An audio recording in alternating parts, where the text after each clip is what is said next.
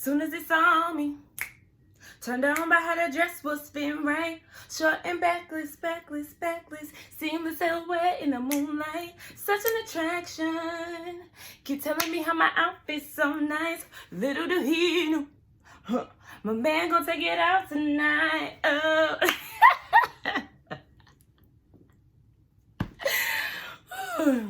What's up, everybody? It's your girl Sakina, and I'm back with another Insecure review. So let's get straight into it, baby.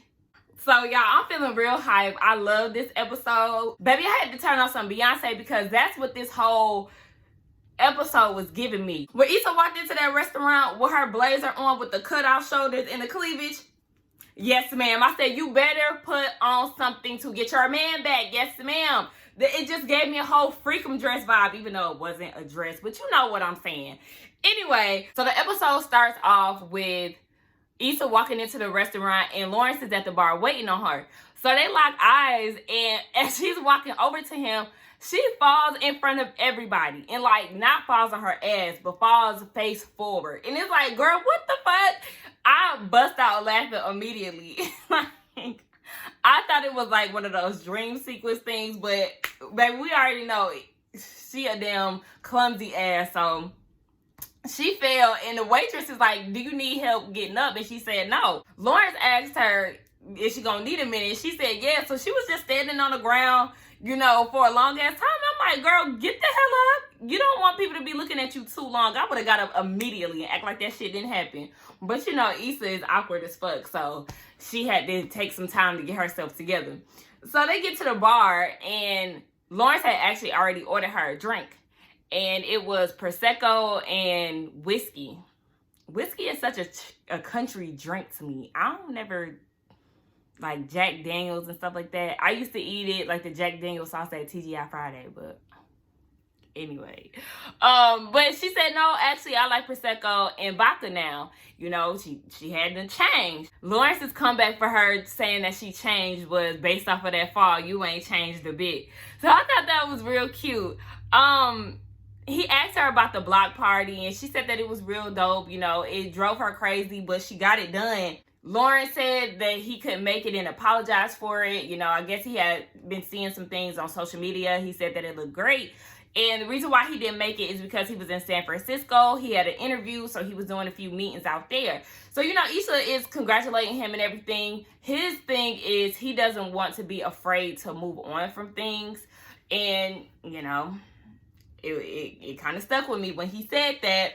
And Issa had brought up the whole Condola thing about how him and Condola had broke up, and he said that he figured that she would find out about it. So then he talks about how he ran into Molly at the airport and how it was awkward. And Issa's like, it's probably awkward because we're not friends anymore. Lawrence thought that she was joking, but she was dead ass. And he was like, wow, I never would imagine that y'all would be at this point.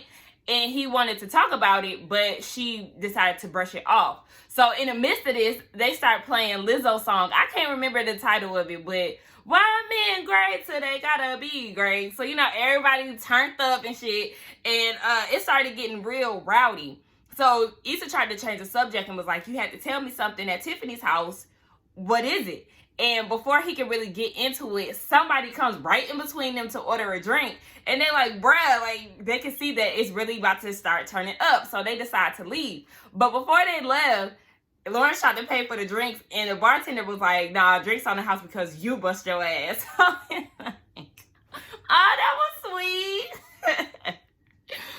But they decide to leave. And they were sitting outside. Issa asked him about his parents. And going back to Virginia, obviously that's where he's from. And they was about to get ready to catch a Lyft. And so she was talking about the kind of Lyft driver she wanted. And Lawrence made this little joke about calling her phone, you know, because she's a Lyft driver. But anyway, they get in a Lyft. I think it was like a kind of like equivalent to an Uber XL because it was black. It was a Cadillac, whatever. So they had a female driver, and she's very talkative. She was asking them, is it their first date? And it's like, no, it's not our first date. So she was like, oh, y'all one of those young black love couples. I always tell my son, start the way that you want to finish. Message. Listen, because I'm all about consistency. When it comes to a man, I always tell them, don't start something with me that you cannot finish. Like, consistency is key. You cannot be one way with me in the beginning and then get way comfortable at, like, you know, in the middle of the relationship or situation. Like, that's not gonna work with me. I have a problem with that. Niggas don't know how to be consistent these days. But then again, I live in Atlanta and niggas be trash out here. Nonetheless, nothing about me. She asked him, where y'all from? Issa says Alaska. So, you know, they're trying to go on with this story. Of course, they're making up some things as they're talking to her. And the Lyft driver told them, like, you know, y'all need to go ahead and get married. And Lauren said, well, I tried. You know, I bought a ring and everything. And Issa is looking like, wait, what? But of course, she didn't say anything. And so the Uber driver was like, the light about to change. And flashes her phone with the light and was like, nigga, do it now. She said, go ahead and propose to her right now. So they get to the little Latin restaurant that they were going to.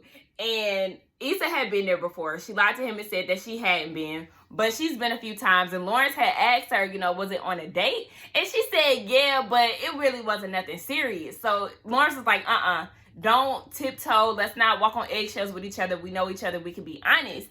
And I find myself doing that too when I talk to dudes. Sometimes I kind of downplay shit. I swear it's so much of Issa that's in me. I actually seen a Zodiac thing of the characters from Insecure. And Issa is a Pisces. It's like, it fucking makes sense because I identify with her in so many ways. But I do that anyway. And, you know, it's always good to be truthful. I don't lie, but I kind of, you know, downplay things sometimes. It's like, girl, stand firm in your shit. Fuck it.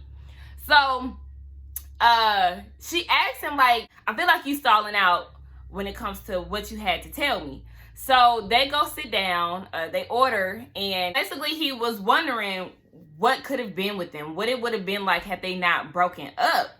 And of course, you know, this is all stemming from what Condola had asked him on Thanksgiving. If Issa hadn't cheated, where would they be? So, of course, that started ringing in his mind ever since. So, he felt the need to have to ask her about it. And he feels like he gave up a little too easy. He gave up a little too easy when it came to a lot of things. And Issa said that she feels as if she wish he hadn't given up on their relationship. So, you know, it has them thinking, and that's when they start to dive deeper into their relationship. So then he asks the real question as of why Daniel? Why did you choose him? Was he just there, or could it have been somebody else? And Issa says, no, it's not anybody else. Daniel just popped up and he was giving me the attention that you didn't give me. So it is what it is. You know, she didn't feel wanted by Lawrence. He didn't want to talk, have fun, have sex. He didn't want to do anything for a year straight. So, of course, that made her feel some type of way. And he said, it's not the fact that I didn't want you. It's just the fact that you got up and went to work every day, and it was a constant reminder that I don't have anywhere to go. And I thought about going home, but, you know, that will only make things worse. So it was just a part of them having communication. But Lauren's whole thing is, you know, when you cheated on me, we was in the middle of working on it. So it's a part of me that feels like you wanted to blow shit up. And she said, no, you know, this was really devastating to me, and you know that. So they really get a glimpse of each other, and Lawrence feels like me blaming everything on you when you cheated just made everything easier. You know, it kind of stopped him from placing a mirror in his face and seeing his flaws and his faults in the relationship.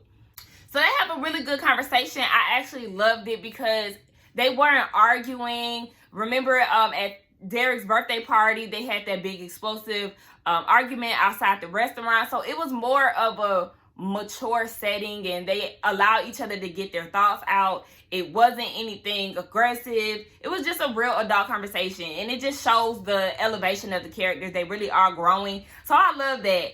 And Lawrence was like, who would have thought a year later that we would even be sitting here talking to each other, you know, about our relationship? And so Issa was like, I have a question for you. Did you really buy a ring? And he did. Remember, they did go out on that date that one time right after she cheated on season 1, and they went to the jewelry shop and she wanted to leave. So he ended up buying a ring, but of course we didn't see that. And she started to think, and he was like, what? Are you realizing that you ain't shit? And so she was like, I wasn't shit back then, but I'm the shit now. Hell, you missing out. And I'm like, that's right, Issa, let that nigga know, baby. You are missing out, honey.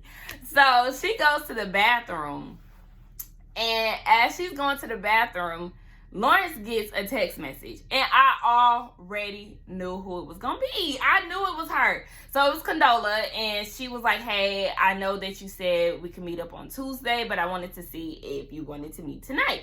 So he let her know that he's out and about, but he'll let her know. And I'm like, Lawrence, were you on? It kind of made me feel like, was he on the phone at the airport with Condola, or was he on the phone with Issa? Did Condola want to meet up with him, or did he want to meet up with Condola? It kind of sparked some questions for me. They leave the restaurant and they're outside talking about how they're glad that they met up and yada yada. They leave the restaurant and they're talking about how they're happy that they got to get together and met up. Out of nowhere, you hear brat, brat. And Issa's like, oh my gosh. She already knew who it was. And I did too, as soon as I heard that damn brat. So it was TSA Bay. He is with a date, and his date is Mazda, like the car. So he like, what's up? Issa tried to go in for a handshake. Reach for a handshake, got a hug. Sorry, that just made me think about 10 minutes sex. But Issa reached for a handshake, and TSA Babe was like, no, girl, we know each other. So he go in for a hug, and she like, oh, okay. So Lawrence kind of peeped that Issa really not feeling this. And he was like, so how did you and Issa meet? He was like, oh, yeah, we used to get it in.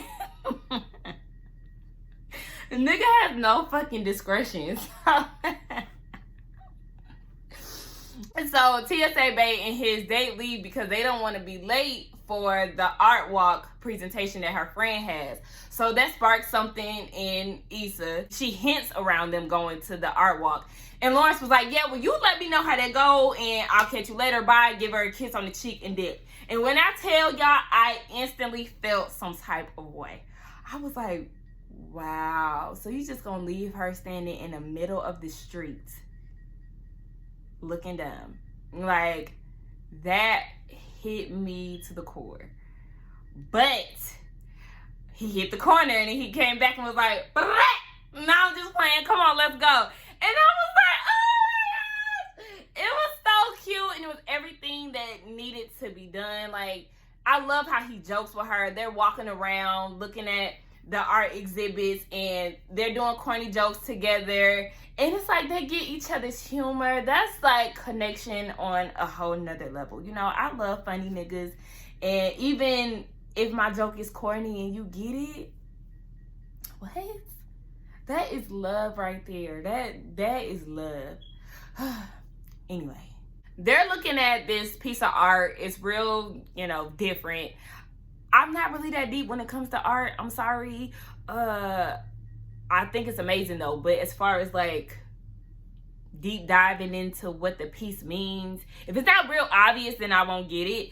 But it was a painting with a butterfly and a triangle with an eye in it, and like, all these abstract objects and stuff. And Issa was trying to analyze it. Lawrence like, you fake deep. But the picture had something with happiness in the title. So Issa was saying lately she's been trying to figure out what makes her happy. Lawrence is giving her props. Like, I love this new Issa. I like the way that you're thinking and the way that you're going about certain things. And he asked her, what's next, basically. And she said after the block party, she'd been trying to figure that out, different ways to get money. So her thing is she's thinking about making it a focal point on smaller events for Black brands or Black businesses, just on a smaller scale, focusing on Black excellence. And she asked him, like, what's going on with you? What's been making you happy? And he said that he's pretty happy. He's getting there. He thought that he would be okay in like a leadership role, but he figures that he's better off as a team player. And it's like that. I feel like in certain aspects, I'm a good team player. I could definitely be a leader. I have bossy tendencies sometimes, especially in my household. They call me Mama Bean, or Mama Sakina. But in certain aspects, I feel like I can be. If I'm comfortable enough, I could be a leader. But I like to be a team player too. So that's where he's at with it. He felt like he had to play the leadership role because, he wanted to do his own thing with his app and stuff. So, they talk about that. As they're walking, he gets a call from Condola. Issa sees it and was like, do you need to get that? He was like, no, we are in communication, but, it's really nothing like that. You can really tell that Issa was a little salty. She didn't say anything, but you could tell that it was in the back of her mind. And they started looking at paintings again, comparing them to Chad and Kelly. They come across this one picture. They didn't show what the picture was, but obviously that picture had intrigued them. So we get over into a next scene where they're walking. He purchased the picture, and they were talking about getting the lift together. So Issa asked him where he lives, and it's up the street from her. So she's like, okay, you got a bachelor pad, you buy my house, and ain't even say nothing. And he's like, I'm mad that you think that I live in a bachelor pad. Like, I'm elevated. I done changed too. What the hell? They get into the Uber and pull up at Lauren's house. And Issa makes a joke about him hanging up the picture in a house with an air mattress. So Lawrence was like, hold on, driver, can you give her like 5 minutes? We about to go inside. I want you to see how I'm really living. I'm like, okay, all right. Listen, when you invite somebody in the house, your ex in the house, baby, y'all know what's about to happen. Come on now, stop playing with me. So they go in the house and she's peeping out the scene. She's impressed by what she sees. Lawrence does have a nice house. He got steamed curtains, nice fresh paint on the wall. He did something nice with the couch that they bought together. And, she's really proud of him. And you can see, they're living differently. And it's not what it used to be when they were together. So she asked to go to the bathroom. I'm like, bitch, okay. What you about to do, snoop around? That's what I thought she was going to do.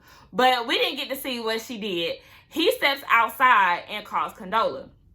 He says that he's still going to try to make it. And when he comes back in the house, Issa is standing there. She hears everything that's been said, and she was like, that's Condola. Y'all had plans on meeting. And he was like, yeah. And, it kind of got awkward, and she was getting ready to leave because the Lyft driver is still waiting on her. But she turns around. Y'all, okay. She turns around, and she was like, what if I don't want to leave? Today was great. I was happy. Lauren said that it made him happy. And he said, oh, won't you just stay with me, my girl, yeah. I'm sorry. Baby, I got so many songs in my head off of this episode. Y'all don't even know.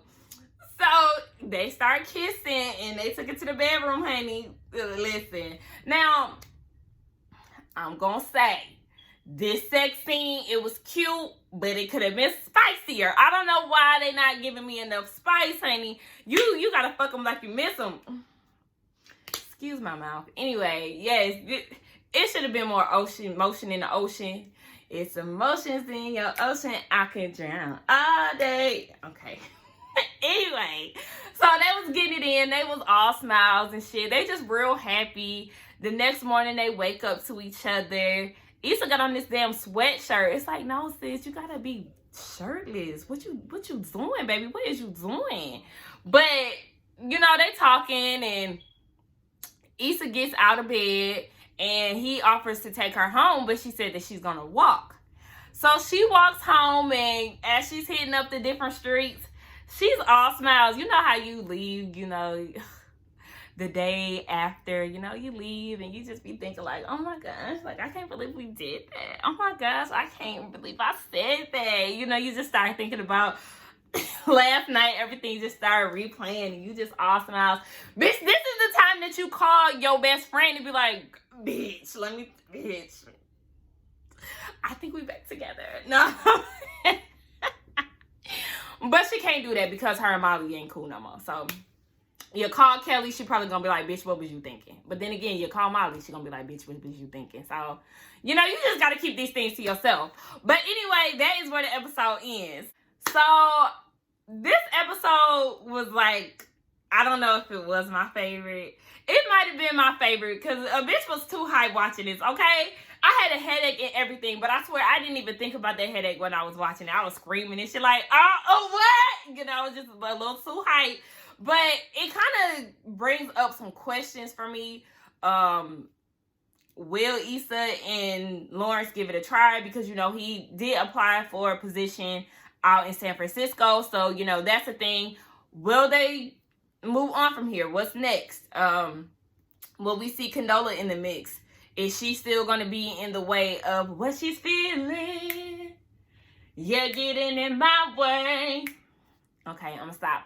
But, and what about Nathan? We know that Issa and Nathan have been hanging around and we don't really know where that's gonna lead. I think that it's just a friendship situation. But, you know, we never know. It just spikes up a lot of questions. We see next week that Issa is going to meet with Molly. So, we don't know how much time that's going to be in between them not talking. I'm just ready to see it. I'm here for it. We got 2 more episodes to go. I'm glad that we got 10. This episode was everything to me. Okay. Anyway, y'all, thank you for coming back. Please, please, please do not forget to like, comment, and subscribe to my channel if you have not already. Follow me on Instagram at simply_Sakina. It is in my description box. And I will see y'all next time. Bye.